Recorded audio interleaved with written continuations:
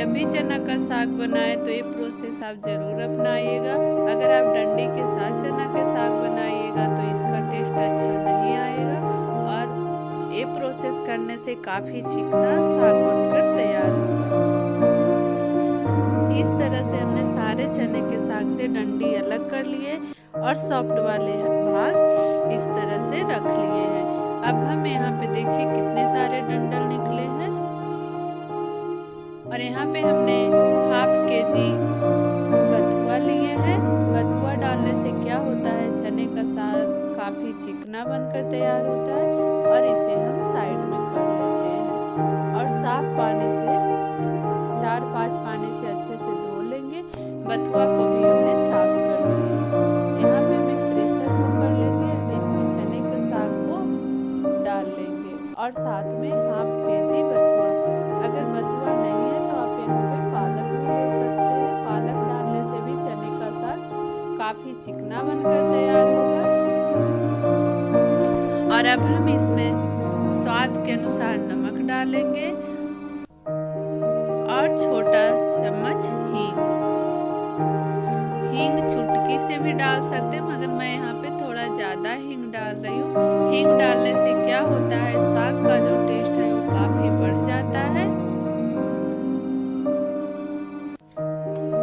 जब भी चने का साग बनाएं तो हींग जरूर डालें। और अब हम इसमें 1 गिलास पानी डाल रहे हैं। पानी ज़्यादा नहीं डालें क्योंकि बथुए से भी पानी छोड़ता है। मैं यहाँ पे एक छोटा गिलास से पानी डाल रही हूँ। अगर आप बिहारी स्टाइल में चने का साग देखना चाहते हैं तो मेरा एक वीडियो है, वो काफ़ी वायरल है, देख सकते हैं आप। और अब हम इसे 4 से 5 सीटी आने तक पकाएंगे। ढक्कन हटाकर देखते हैं। देखिए साग अच्छे से गल चुका है, इसे अच्छे से मैश कर लेंगे। काफ़ी सॉफ्ट और चिकना साग बनकर तैयार हुआ है और अब हम इसे साइड में कर लेते हैं। गैस पे गर्म होने के लिए कढ़ाई रखेंगे और इसमें 1 बड़े चम्मच सरसों का तेल डालेंगे। आप चाहे तो घी में भी बना सकते हैं।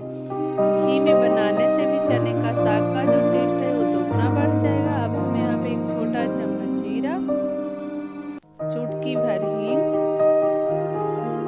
और 10 से 15 लहसुन की कलियां, 1 लाल मिर्च, बारीक कट किया हुआ हरा मिर्च और सारे लहसुन हरी मिर्च को हम अच्छे से रोस्ट कर लेंगे।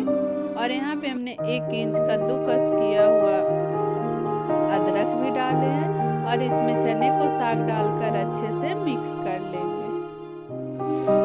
ये प्रोसेस से अगर आप चने का साग बनाइएगा तो इसका टेस्ट दोगुना बढ़ जाएगा। और अब हम 1 मिनट के लिए इसे और मिक्स कर, आप देख सकते होंगे कि कितना लग ही नहीं रहा है कि चने का साग है, कितना सॉफ्ट और चिकना बनकर तैयार हुआ है। तो ये हमारा बहुत ही कम समय में चने का साग बनकर तैयार हो चुका है। इसे आप बाजरे की रोटी या मक्के की रोटी के साथ खाइए तो काफ़ी टेस्टी लगता है। तो उम्मीद करती हूँ आज की रेसिपी आपको बेहद पसंद आई होगी। पुराने वीडियो की तरह चने की साग तो हमारे वीडियो के नीचे लाइक, कमेंट और शेयर करना ना भूलें। ये वीडियो देखने के लिए आपका बहुत बहुत धन्यवाद। मिलते हैं नेक्स्ट वीडियो में, तब तक के लिए बाय बाय।